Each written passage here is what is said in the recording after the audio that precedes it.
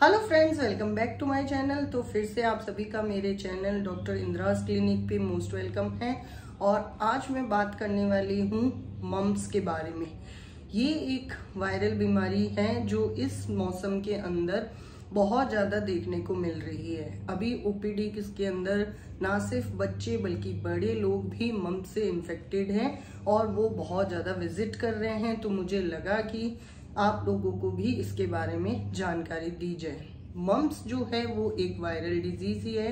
कुछ लोग ये हवा फैला रहे हैं कि ये एक कोई नया वायरस आ रहा है जो कि लोगों को सुनने की क्षमता जो होती है उसमें चली जाती है।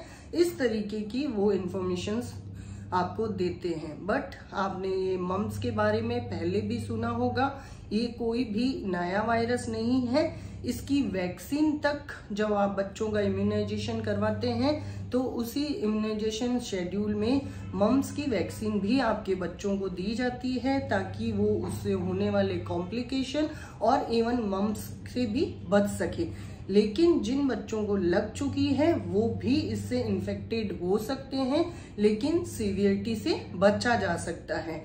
इसलिए इम्यूनाइजेशन जरूर करवाना चाहिए आपको अपने बच्चों का। जो MMR करके वैक्सीन है उसमें एक जो है वो मम्स के अगेंस्ट इन्फेक्शन के लिए प्रिवेंशन को दी जाती है। तो आप जरूर वैक्सीनेशन करवाएं अपने बच्चों का।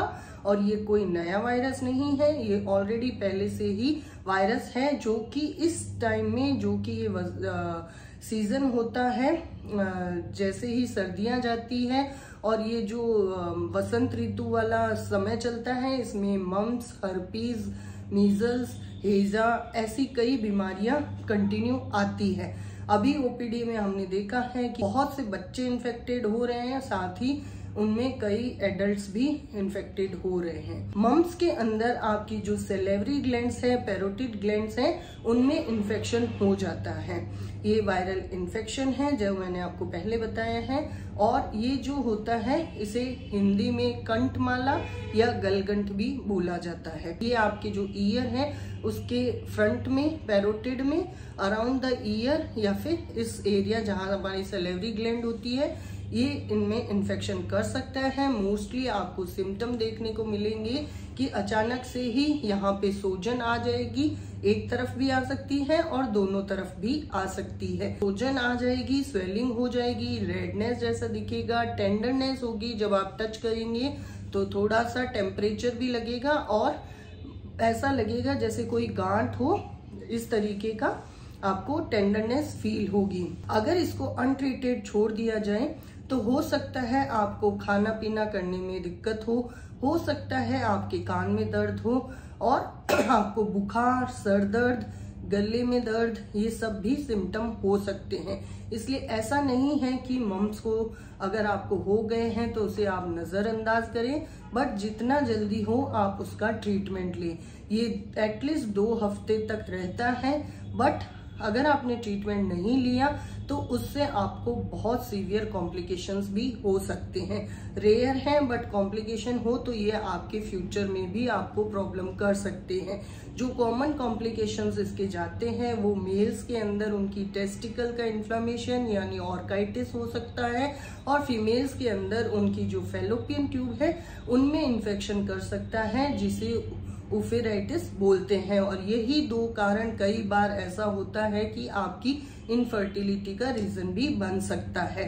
अगर ये आपके पैनक्रियाज को इन्फेक्टेड कर देता है तो भी आपको डायबिटीज फ्यूचर में होने के चांसेस हैं, या आपकी पैनक्रियाज का और भी दिक्कत हो सकती है। तो पैनक्रियाटाइटिस भी आपको कर सकता है।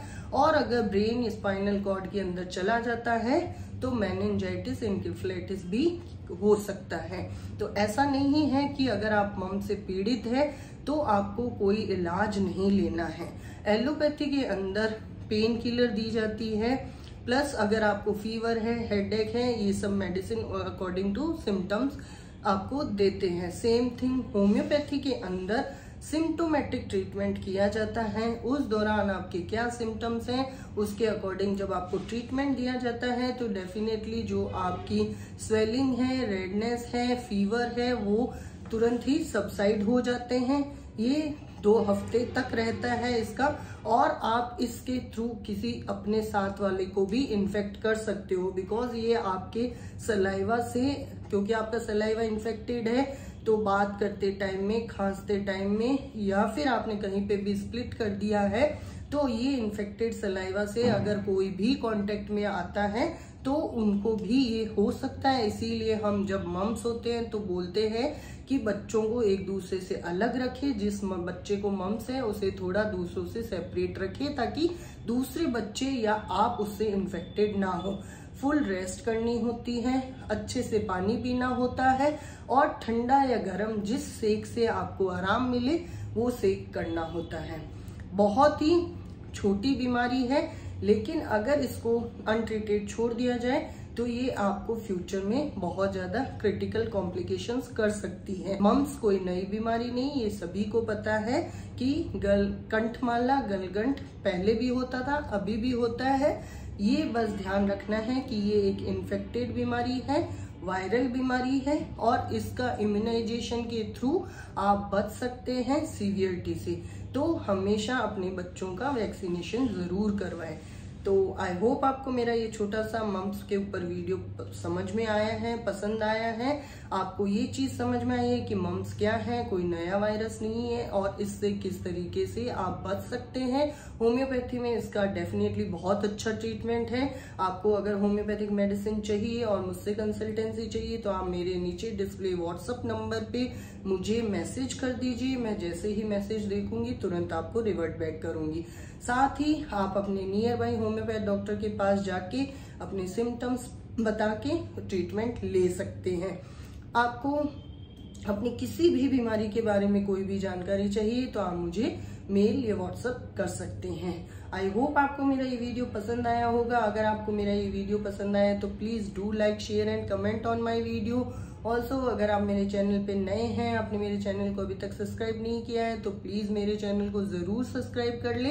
पास में जो बेल बटन आइकन है उसे ऑन कर ले ताकि मेरे वीडियोस का नोटिफिकेशन आपको मिलता रहे। ये ओपीडी में अभी बहुत ज्यादा केसेस आ रहे थे तो मुझे लगा कि मुझे आपको मेरे वीडियोस के थ्रू भी इंफॉर्मेशन देनी चाहिए कि मम्स है, ज्यादा घबराने की जरूरत नहीं है, बट यस ट्रीटमेंट आपको जरूर लेना चाहिए ताकि उसकी कॉम्प्लिकेशन से आप बच सकें। तब तक के लिए stay healthy, stay safe, take care, bye bye.